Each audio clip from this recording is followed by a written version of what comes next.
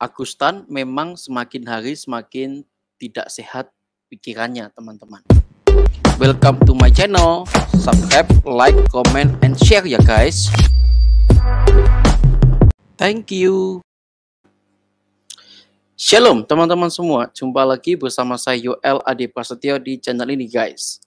Terima kasih buat kesempatan kalian yang terus menonton, melihat video-video terbaru dari saya. Teman-teman sekalian, saya mau melaporkan bahwa Agustan semakin hari semakin dia tidak sehat pikirannya. Entah kenapa saya juga kurang tahu ya. Lagi-lagi dia berulah, dia mengatakan bahwa sumber teroris itu justru malah ada di kekristenan, yaitu di Amanat Agung. Sumber utama di sana katanya. Nah ini kan jadi sebuah lelucon aja gitu loh. Ketika Saifuddin bilang apa, kemudian si Agustan ini mentang-mentang gitu ya, dia juga YouTuber, dia melawan itu dengan Amanat Agung harus dihapuskan dalam Biblos katanya. Ini kacau balau otaknya ini ya, teman-teman ya. Kenapa saya katakan? Coba kita lihat sama-sama ya perkataan dia dulu, teman-teman ya, supaya kita bisa paham otak daripada Agustan ini, teman-teman. Yuk coba kita dengerin ya. Menyambung kembali si Brodin tadi. Sekali lagi saudaraku yang dirahmati oleh Allah, teroris tidak akan pernah hilang selama Amanat Agung masih ada dalam Biblos. Tuh dengerin. Teroris tidak akan pernah hilang selama Amanat Agung itu masih ada dalam Biblos. Ini kacau balau pemikirannya. Katanya dia itu mualaf gitu ya. Dia itu pendeta, tapi dia nggak ngerti bagaimana pengajaran Amanat Agung itu, teman-teman. Yesus tidak pernah mengajarkan murid-muridnya untuk menjadi seorang pelaku teror. Justru Yesus itu mengajarkan supaya mengasihi dunia ini. Mengasihi sesama. Bahkan ketika kamu ditampar pipi kanan, berikan pipi kiri. Bagaimana mungkin pengajaran Amanat Agung itu sarang teroris. Kacau balau memang otaknya si siapa nih, si Agustan ini teman-teman. Coba kita dengar lagi ya. Dan Amanat Agung diimani, lalu diwujudkan dengan segala cara, bahkan dengan segala kekuatan yang mereka miliki, seperti negara-negara Oten, sehingga negara-negara yang lain pun dijadikan sebagai ladang ya untuk mempraktekkan Amanat Agung, mengadu domba, membunuh, membinasakan. Nah, ini kan, ini tuduhannya sudah keterlaluan nih teman-teman. Tidak pernah Amanat Agung ini dijadikan untuk propaganda mengadu domba. Mana ada begitu, bro? Tidak ada. Kemudian dia contohkan negara-negara OTAN ini ya. Kemudian memakai negara-negara lain untuk jadikan ladang dan lain sebagainya. Ini memang otak keterlaluan, teman-teman. Entah dia ini minum apa atau kurang obatnya kah atau gimana, ya kan? Jadi dia asal ngecap aja begitu. Asal ceplas-ceplos aja di media sosial. Inilah yang saya bilang, ini provokator, teman-teman. Tidak pernah sekalipun Amanat Agung mengajarkan kekerasan di sana. Katanya kalau menerapkan Amanat Agung harus ini, diusahanya apapun harus dilakukan dan sebagainya. Oh, kawan, tunggu dulu. Kamu harus ngerti dulu, temanku. Kamu nggak ngerti, sok mualaf, tapi kamu nggak ngerti esensi daripada Amanat Agung itu. Coba teman-teman perhatikan, ini yang disangkakan oleh si Agustan. Ini Amanat Agung, teman-teman ya. Di dalam Biblos, bagi teman-teman yang Muslim, saya kasih tahu Anda ya, yang belum tahu ya. Amanat Agung itu adalah perintah terakhir ketika Yesus sebelum naik ke surga. Terdapat di dalam Matius pasal 28 ayat 19 sampai 20.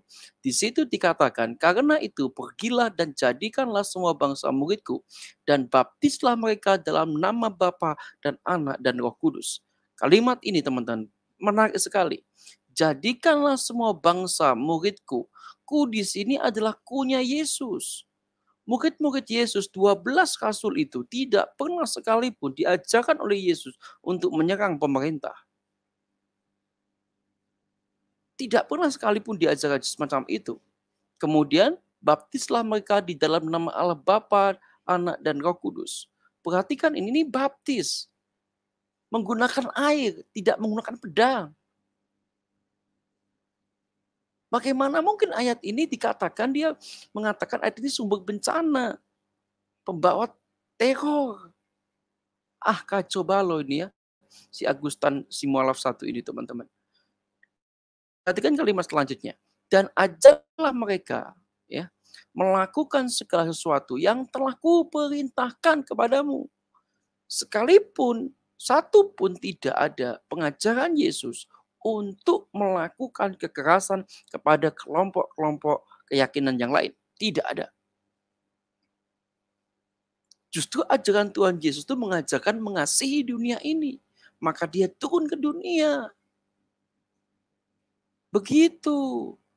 Saya jadi yakin dan saya semakin yakin teman-teman kalau Agustan ini memang keluar dari agama Kristen hanya untuk menjelek-jelekan agama Kristen saja. Tidak benar-benar mendapatkan hidayah yang sesungguhnya. Dan kedua, jangan-jangan si Agustan ini, dia ini punya kepahitan yang sangat amat dalam kepada kekristenan. Mungkin ketika dia jadi pendeta memang tidak dianggap jadi pendeta. Maka dia pindah ke ajaran sebelah. Yang notabene ternyata di sebelah pun dia rasanya dia tidak mendapat hidayah. Buktinya ketika dia mendapat hidayah, seharusnya kata-kata yang dikeluarkan itu benar-benar dari kitab yang dia imani yang baru. Tapi buktinya tidak. Dia selalu saja menggoreng-goreng, kemudian selalu bikin konten yang nadanya itu kebencian terhadap pemeluk agama Kristen. Termasuk ajaran Yesus. Teman-temanku yang dikasih dan mengasihi Tuhan, saya percaya dan saya masih yakin di luar sana masih banyak orang-orang muslim yang sangat baik yang ngerti kebinekaan. Berbeda dengan si Agustan ini. Dia jadi mualaf hanya menjelek-jelekan agama dia saja. Ya. Tapi saya tetap percaya teman-teman bahwa orang-orang muslim yang sungguh-sungguh muslim, dia pasti cinta akan perdamaian. Dan dia tidak pernah mengutik-ngutik keyakinan agama lain. Tidak pernah. Karena saya tahu teman-teman, ada begitu banyak orang muslim yang menerima saya ketika saya datang dengan begitu baik. Saudara-saudara saya bahkan ada yang muslim. Pak D saya muslim. Tapi muslimnya tidak seperti Agustan. Teman-temanku yang dikasihi Tuhan, dari sini kita bisa melihat bahwa memang si Agustan ini benar-benar ketika dia keluar daripada agama Kristen, dia tidak benar-benar mendapat hidayah yang murni. Tapi dia keluar hanya untuk menutupi kebenciannya saja terhadap orang-orang Kristen. Ya, buktinya aja amat agung, dia nggak ngerti. Karena frase jadikanlah semua bangsa muridku, itu ya tidak menghalalkan segala cara. Kenapa begitu? Karena frase jadikanlah semua bangsa muridku itu menunjukkan bahwa penekanan utama bagian ini adalah menjadikan murid Yesus Kristus. Ya. Supaya bangsa ini bisa meneladani Kristus yang mengasihi dunia ini. Oke ya, teman-teman ya. Itulah kalimat penting di sini, menjadikan semua bangsa muridku. Menjadikan semua bangsa ini berkarakter seperti Kristus. Yang mengasihi akan dunia ini. Mengasihi sesamanya. Justru itu pengajaran Yesus, teman-teman. Jadi sekali lagi teman-teman, statement saya bahwa Agustan ini memang semakin hari semakin tidak sehat pikirannya. Entah karena apa saya kurang tahu, atau karena kemarin dia foto-foto mungkin tempatnya ambruk ya, rusak dan lain sebagainya, dia open donasi untuk tempat tinggalnya begitu, atau tempat apanya itulah saya nggak begitu paham itu. Karena kekurangan donasi sehingga dia kalap semacam itu dan dia mencoba mengkais-kais dengan kalimat-kalimat bernada semacam itu, teman-teman. Oke teman-teman semua, bila teman-teman terberkati akan video ini, terus dukung UL AD Prasetya Channel. Dan jangan lupa teman-teman share video ini supaya banyak orang mengerti kebenaran firman Tuhan. Sampai ketemu di video selanjutnya. Tuhan Yesus memberkati. Salam toleransi NKRI harga mati. Tuhan Yesus memberkati kita sekalian guys. God bless you. welcome to my channel. Subscribe, like, comment, and share ya guys. Thank you.